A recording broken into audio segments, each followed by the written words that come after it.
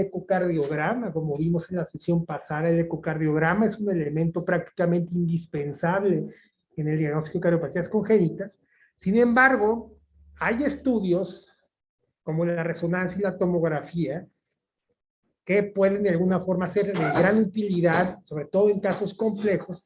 Y finalmente el rol del cateterismo para el diagnóstico. Entonces, el cateterismo cardíaco a nivel de cardiología pediátrica lo vamos a clasificar en dos grandes grupos. Una serie ¿cómo se llama?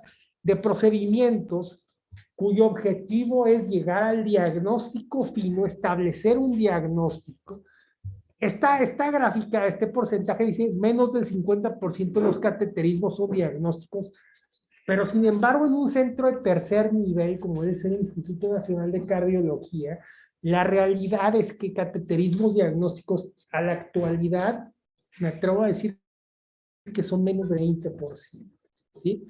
Si se van a centros de Tinguindín, no se crean, pero sí, se parte es que la verdad todavía se sigue haciendo mucho diagnóstico por cateterismo, por las limitaciones que tienen con los ecocardiografistas. Pues la realidad es que el ecocardiograma en mucha parte de los diagnósticos de las patologías hace un diagnóstico. Entonces, hay un grupo de pacientes, varía mucho de acuerdo al centro de donde se hacen los procedimientos, que son diagnósticos, y finalmente hay un grupo de cateterismos que son los que han tomado mucha importancia, que son los cateterismos intervencionistas, en los que se pretende básicamente en el cateterismo primario, que hay uno que es el definitivo, incluso curar la enfermedad. El cateterismo permite la cura, la corrección del problema. Hay otros procedimientos que son prácticamente de tipo paliativo, es decir, van a mejorar la calidad de vida o van a servir de estadios intermedios para llevar posteriormente a una cirugía al paciente. Y hay otros cateterismos que son secundarios, que vienen a complementar algún otro tipo de tratamiento. Es importante establecer cateterismos de tipo intervencionistas, diagnósticos y cateterismos terapéuticos o intervencionistas. En general, vamos a hablar de alguna manera cuáles son las indicaciones de cateterismo cardíaco, hablando de cateterismo diagnóstico. Las indicaciones se han de alguna forma restringido mucho y son cuando existe duda diagnóstica por ecocardiograma u otro método invasivo, a pesar de que ya se revisó al paciente, si es una tele de tórax, si es un electro, si es un eco, se generan ciertas dudas del diagnóstico. Entonces la duda se puede despejar la duda mediante un cateterismo de tipo diagnóstico. Dos, la determinación de presiones, la medición de presiones, que necesitamos saber las presiones que existen intracavitarias o en algunas otras estructuras. La determinación de saturaciones de oxígeno o niveles de cortocircuitos, la medición de resistencias vasculares pulmonares, que también tiene mucho que ver con saturación de oxígeno, esto específicamente en el paciente que hace hipertensión arterial pulmonar, mediciones de estructuras cardíacas y vasos, en especial vasos extracardíacos, es muy importante en el cateterismo, y algo muy importante, definir la irrigación pulmonar, cómo llega la sangre a los pulmones, como si es a través de arterias pulmonares nativas, o si hay un conducto arterioso, o si hay colaterales aortopulmonares. Entonces, estos son propiamente los diagnósticos, vamos a decir, las indicaciones para pensar o para llevar a cabo un cateterismo diagnóstico.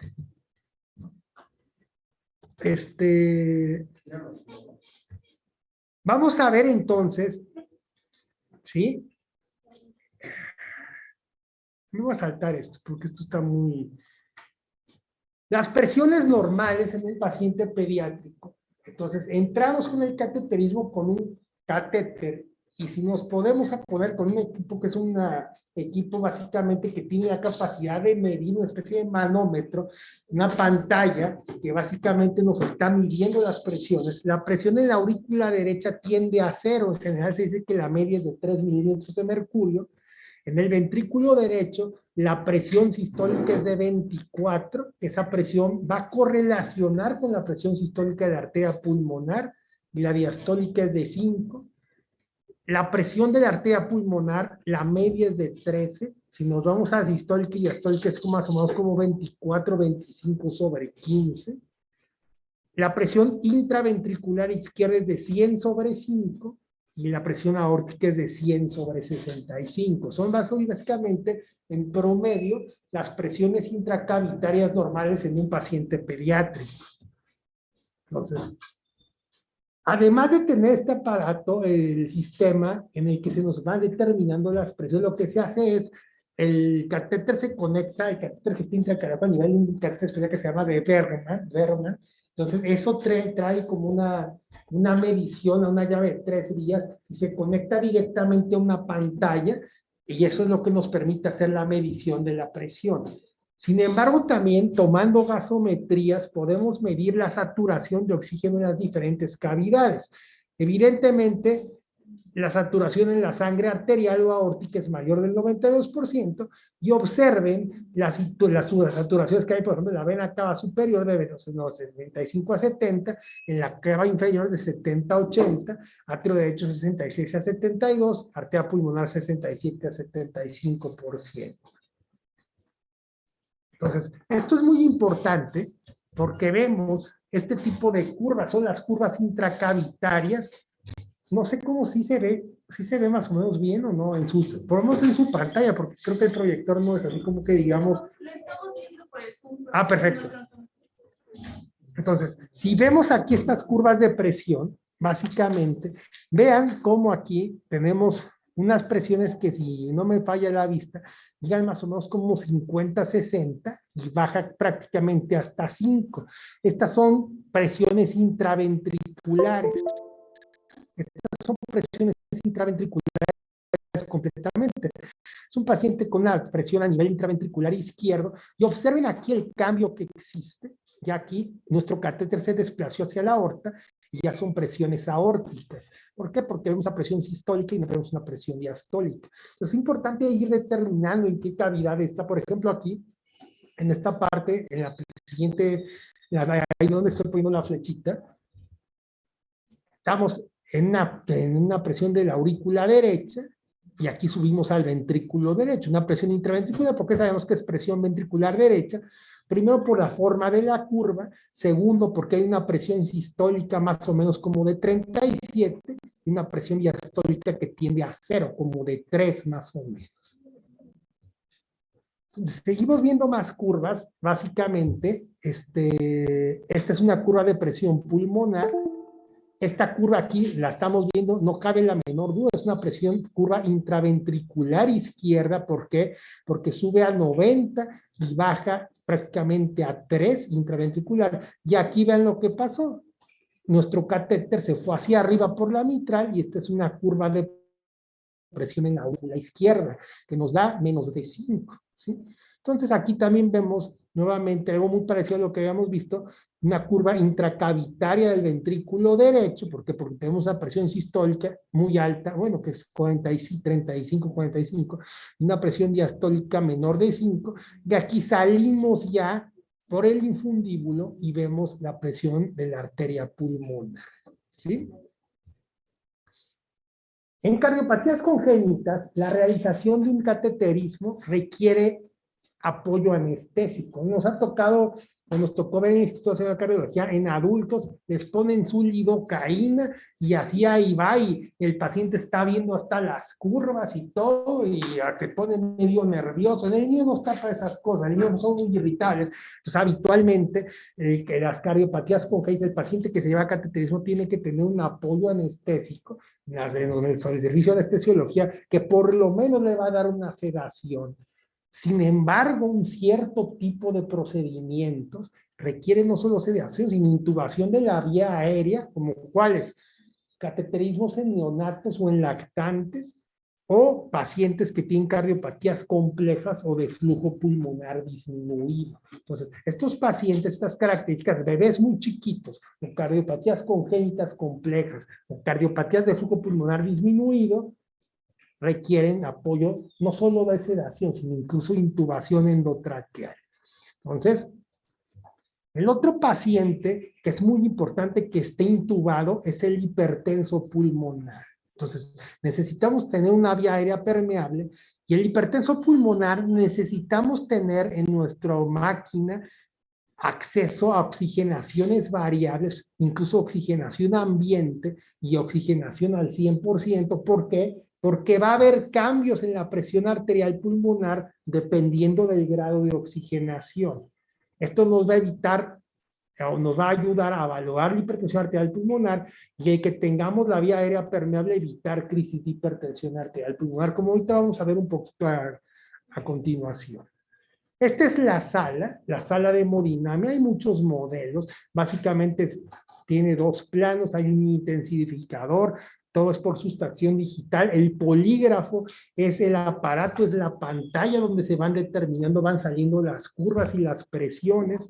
Es muy importante contar con un gasómetro. ¿Por qué? Porque sé que nos va a ir midiendo las oxigenaciones en las diferentes cavidades y evidentemente un equipo de apoyo como es una máquina de anestesia, el gasómetro o oxímetro de pulso, muy importante en el paciente pediátrico con colchón térmico. Las salas de hemodinamia habitualmente por el mantenimiento y por los requerimientos del equipo son fríos.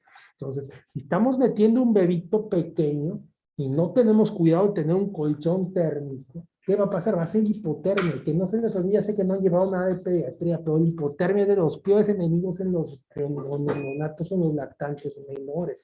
Entonces, y evidentemente un carro rojo, un equipo de reanimación por si algo sale mal. Entonces, el aparato va a ir girando y nos va a ir dando proyecciones, como son proyecciones antero-posterior, laterales, oblicua, la posición 4 cámaras o el pato clavicular, que es básicamente se obtiene con una oblicua a izquierda 45 grados, con una angulación craneal de 30 a 45 grados, axial larga, que son 60-70 de oblicuo izquierda con 30 de craneal, una oblicua derecha elongada, en el cual son 30 grados de oblicua derecha más 30 de craneal, o semisentado. Se van haciendo proyecciones que nos van permitiendo de alguna forma ver de diferentes aspectos, de diferentes vistas, las cámaras cardíacas. Entonces, ¿qué podemos ver en el cateterismo? Como veíamos, podemos ver el situs atrial. El situs atrial lo vamos a ver con la morfología de las orejuelas. Observen, por ejemplo, esta orejuela derecha amplia, lo que comentábamos es una orejuela derecha porque tiene una base ancha, o esta orejuela digitiforme, que es una orejuela izquierda. Nos permite ver trayecto de los catéteres o nos permite ver el trayecto de la anatomía de las orejuelas. Por ejemplo, esto es muy interesante. Vean cómo este catéter se llegó básicamente al atrio derecho vía la vena ácidos, es decir, no hay vena cava inferior. Esto nos infiere que hay una interrupción de la porción suprahepática de la vena cava inferior y esto es muy común encontrarlos en pacientes con isomerismo izquierdo. Entonces, el situs atrial puede ser valorado por el cateterismo, por estos hallazgos. Entonces, observamos aquí, por ejemplo, aquí está la orejuela derecha, cómo se pinta, ¿ven? La orejuela izquierda digitiforme. Las conexiones venosas, las conexiones con los trayectos de las catéteres, por ejemplo, aquí vemos una angiografía en la vena ácidos en un paciente con isomerismo izquierdo, o vemos esta estructura que es la presencia de un colector infracardíaco en una malformación que se llama conexión anómala total de venas pulmonares, básicamente. Podemos seguir viendo muchas cosas, por ejemplo, vean esta vena cava inferior, el curso que tiene diferente, importante, es conexiones, una vena cava superior persistente a seno coronario, doble vena cava superior. O sea, los trayectos nos pueden ir viendo varias alteraciones venosas que se van observando definitivamente. Esto es importante. Esto es una conexión anómala de venas pulmonares. Observen las 4 venas pulmonares, cómo desembocan en un colector y cómo acaban desembocando en una vena vertical. Es una conexión anómala de venas pulmonares. La conexión atrioventricular, que ya veíamos ausencia de conexión o doble entrada o conexión con válvula AV común. Ojo, se puede ver eso en el cateterismo, pero definitivamente las conexiones AV son mucho más fáciles y más entendibles en ecocardiografía. La conexión BA, por ejemplo, aquí estamos viendo cómo sale la aorta del ventrículo izquierdo, cómo sale la arteria pulmonar del ventrículo derecho, es decir, unas conexiones concordantes. Y virtualmente aquí vemos, por ejemplo, conexiones discordantes o dobles salidas del ventrículo derecho, en el que podemos básicamente, todo eso se puede ver por el cateterismo. Observen, por ejemplo, esta estructura, en el cual es una proyección, tenemos el ventrículo derecho, este es el infundíbulo, y este es el plano valvular, tenemos una estenosis valvular pulmonar severa, una dilatación de la arteria pulmonar, todo eso lo podemos valorar en cateterismo. Las conexiones AB, que ya decíamos, las anatomías de los atrios, las anatomías de los ventrículos, observen el ventrículo derecho como es trabecular, el ventrículo izquierdo como es liso, características importantes, un VI es lisito, se ve todo bien iluminadito, el ventrículo derecho como está todo sombreado, como está trabeculado. Y aquí más imágenes que vamos viendo, que no vamos a detenernos mucho en esta cuestión. Algo muy importante en el cateterismo es el tamaño de las ramas pulmonares. Entonces, aquí tenemos la rama derecha y la rama izquierda que salen del tronco, porque la medición de las ramas pulmonares, en especial en patologías más complejas que implican manipular el tracto de salida del ventrículo derecho, son de gran importancia para la toma de decisiones.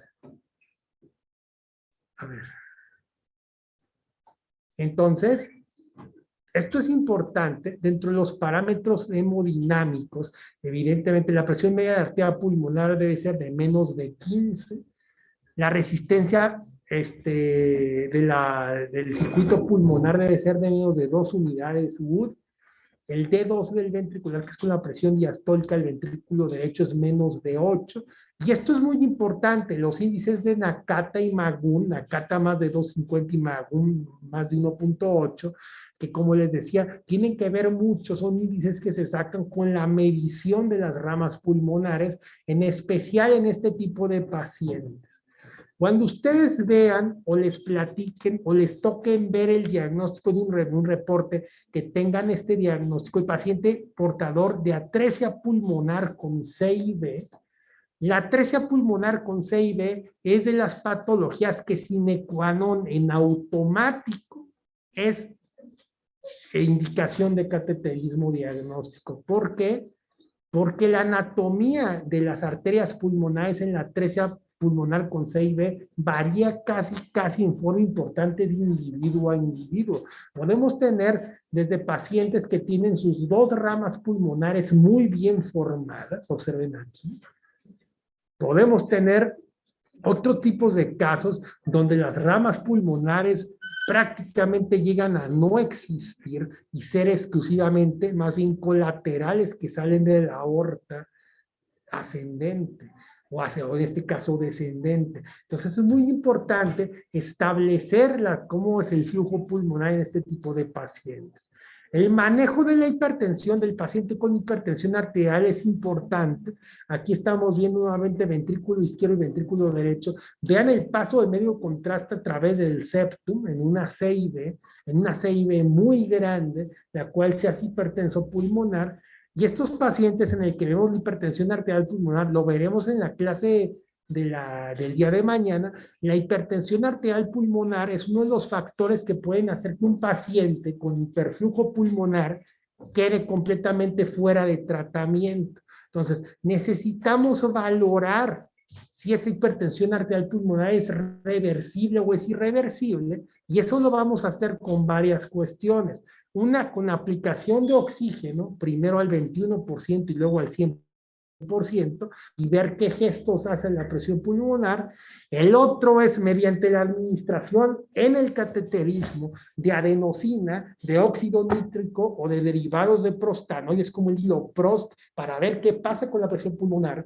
O el otro es mediante la oclusión parcial de defectos para ver qué pasa con la presión pulmonar. Entonces, si el paciente tiene hipertensión arterial pulmonar importante, pero se sufren modificaciones al hacer cualquiera de estas maniobras, como pueden ser una disminución en la presión pulmonar, un aumento en la presión sistémica, un aumento en la saturación general, o un aumento en algo que se llama QPQS, que después lo vamos a ver.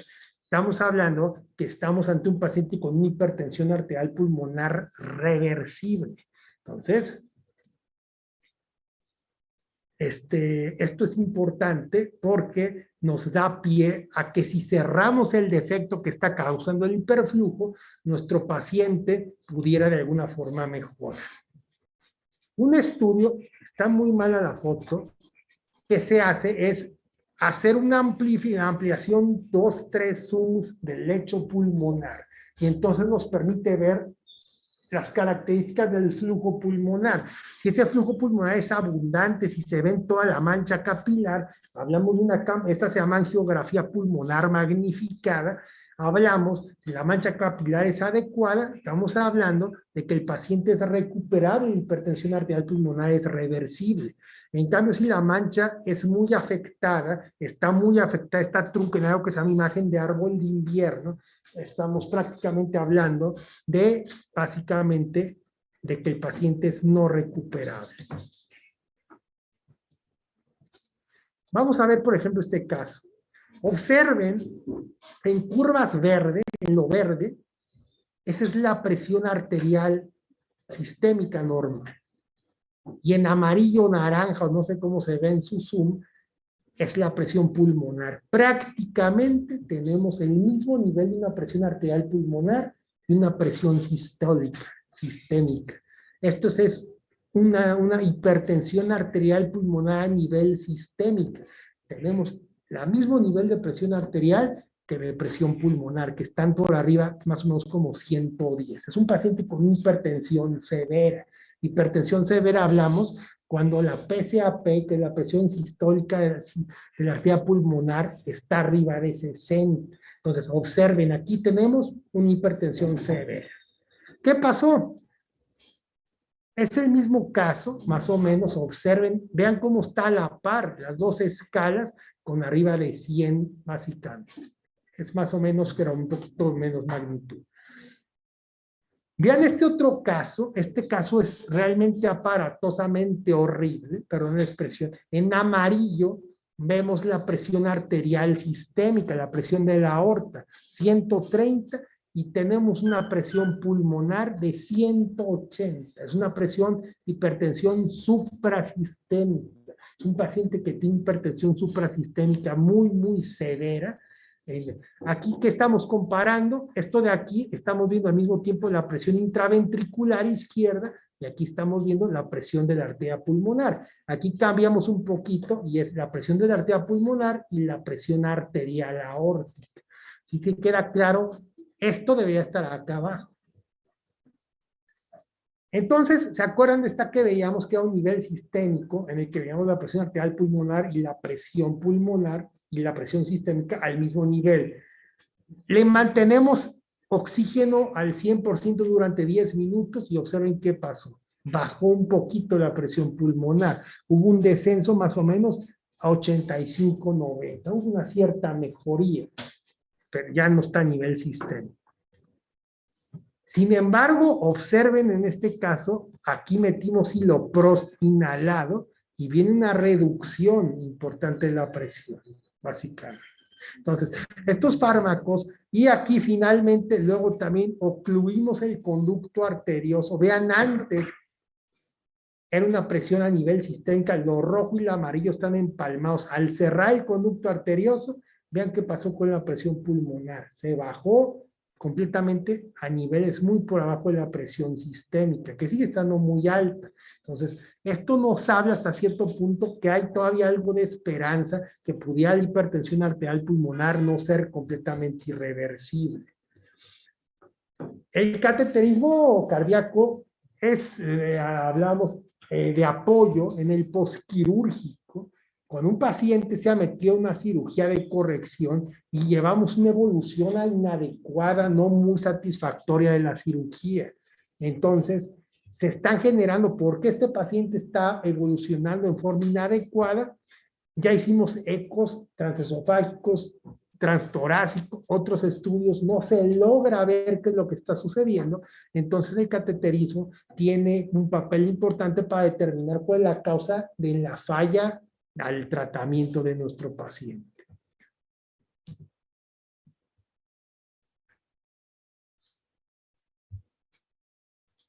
Entonces, este es el típico cateterismo en un paciente posquirúrgico en el que se está haciendo una evaluación de qué está sucediendo y habitualmente lo que se ve es que hay obstrucciones o que hay otro tipo de cuestiones en la cirugía. Como comentábamos, el cateterismo diagnóstico ha ido en disminución. Si nos vamos hace 30, 40 años, los cateterismos que se hacían prácticamente el 90% era cateterismo diagnóstico. Sin embargo, sigue siendo de utilidad en la valoración de cardiopatías complejas. Acuérdense que no se os olvida, atresia pulmonar con C y B es una de las patologías que se tienen que cateterizar y muy útil como método para evaluar las presiones, especialmente presión arterial pulmonar y la respuesta a diferentes fármacos para establecer la reversibilidad o no reversibilidad de la presión pulmonar. En el cateterismo terapéutico hay una bola de chunches y chuchumitos que se han hecho que nos van a permitir hacer manipulaciones de vasculares o intracardíacas para llevar al paciente a mejores condiciones. Por ejemplo, en la estenosis valvular pulmonar se introduce un catéter a nivel de la válvula. Ese catéter en la punta tiene un globo, aquí no veo el globo. Es este. Aquí el globo se infla a nivel de la zona de la válvula, revienta y forza la válvula, entonces disminuye el grado de obstrucción. Tiene una opción en estenosis pulmonar, prácticamente se acepta casi como curativo en estenosis valvular pulmonar. En la patología de la coartación aórtica está algo muy parecido en aortas de niños chiquitos. Igual se introduce un catéter en la aorta, se determina dónde está el sitio de coartación, se infla un globito y este globo se va inflando de tal forma que infla la zona de la coartación y nos ayuda a que el catéter, la aorta, regrese de forma adecuada. Otro tipo de procedimientos, que ya los veremos dónde es la utilidad de ellos, es pasar un catéter de la aurícula derecha a la aurícula izquierda a